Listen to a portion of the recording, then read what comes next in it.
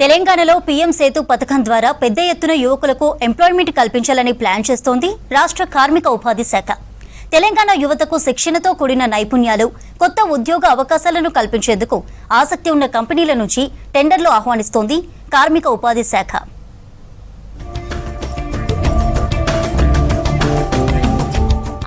కోట్లతో ప్రాజెక్ట్, 50% కేంద్ర ప్రభుత్వ షేర్, 33% రాష్ట్ర ప్రభుత్వ వాటా, ఇక మిగిలిన 17% షేర్ పరిశ్రమలకు ఉంటుంది.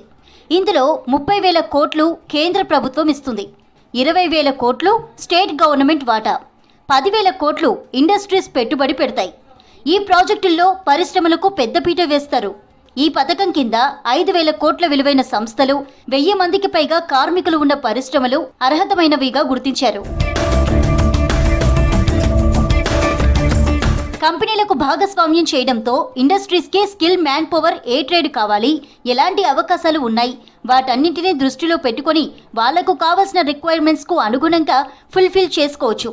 హబ్ అండ్ స్పోక్ మోడల్లో ఒక హబ్, దాని కింద 4 స్పోక్స్ ఉంటాయి. ప్రెజెంట్ ఉన్న ఐటీఐలో ఎక్కువ మంది ఉన్న దాన్ని హబ్గా తీసుకుంటారు. అందులో దాదాపు 400 నుండి 500 మంది స్టూడెంట్స్ ఉన్న ఐటీఐను ఎంపిక చేస్తారు. మిగతా 200 నుంచి 300 మంది ఉన్న ఐటీఐలను స్పోక్స్ గా తీసుకుంటారు. ఇప్పుడు ఉన్నటువంటి స్కిల్ గ్యాప్ ఏదైతే ఉందో ఆ స్కిల్ గ్యాప్ని ఫుల్ఫిల్ చేయడానికి ఇండస్ట్రీ వాళ్ళని ఈ స్కీమ్లోకి తీసుకోవడం జరిగింది. ఇందులో భాగంగా ఇండస్ట్రీ వాళ్ళు ఎవరైతే ఇందులో జాయిన్ అవుతారో వాళ్ళకి కావలసినటువంటి స్కిల్ మ్యాన్ పవర్, ఏ ట్రేడ్లో కావాలి, ఎలాంటి అవకాశాలు ఉన్నాయి వాళ్ళకి, వాటన్నిటిని దృష్టిలో పెట్టుకొని డిసిషన్స్ తీసుకొని ఆ కోర్సెస్ని ఇంట్రడ్యూస్ చేసుకొని వాళ్ళ రిక్వైర్మెంట్ని ఫుల్ఫిల్ చేసుకోవచ్చు. ఒక హబ్, దాని కింద 4 స్పోక్స్ ఉంటాయి. ఒక పెద్ద ఐటీఐని తీసుకొని దాన్ని హబ్గా తీసుకుంటున్నారు. అంటే దాదాపుగా దాంట్లో 400 నుంచి 500 మంది స్టూడెంట్స్ ఉన్న ఐటీఐని ఒక హబ్గా తీసుకొని మిగతా ఐటీఐస్ ఏవైతే ఉన్నాయో 200 నుంచి 300 అలాంటి సీటింగ్ కెపాసిటీ ఉన్నటువంటి ఐటీఐస్ని స్పోక్గా తీసుకుంటున్నారు. ఒక క్లస్టర్లో ఒక హబ్, 4 స్పోక్స్ ఉంటాయి. ఈ 4 స్పోక్స్లో ఇండస్ట్రీస్ వాళ్లకు అవసరం ఉన్న స్కిల్స్ను స్పోక్స్లో ట్రైనింగ్ ఇస్తారు. ఒక హబ్కు 80 కోట్లు, స్పోక్స్కు 40 కోట్ల రూపాయలు కేటాయిస్తారు. 5 ఏళ్లలో ప్రాజెక్టు కోసం ఒక హబ్, 4 స్పోక్లకు 240 కోట్ల రూపాయలు కేటాయిస్తారు. 5 ఏళ్లలో ఇండస్ట్రీస్ ప్రాజెక్టును పూర్తి చేయాల్సి ఉంటుంది. ఇంట్రెస్ట్ ఉన్న కంపెనీల నుంచి టెండర్లు ఆహ్వానిస్తోంది కార్మిక ఉపాధి శాఖ.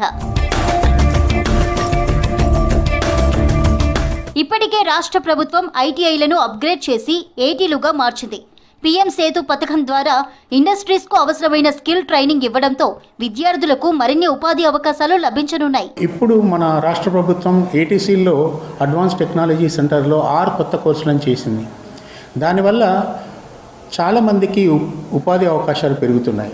అలాగే ఇంకా 53 ఏటీసీలను కూడా తీసుకోబోతున్నారు. ఆ 53 ఏటీసీల్లో కూడా కొత్త కోర్సులు ఏం పెట్టాలనేది మనం చేస్తున్నాం.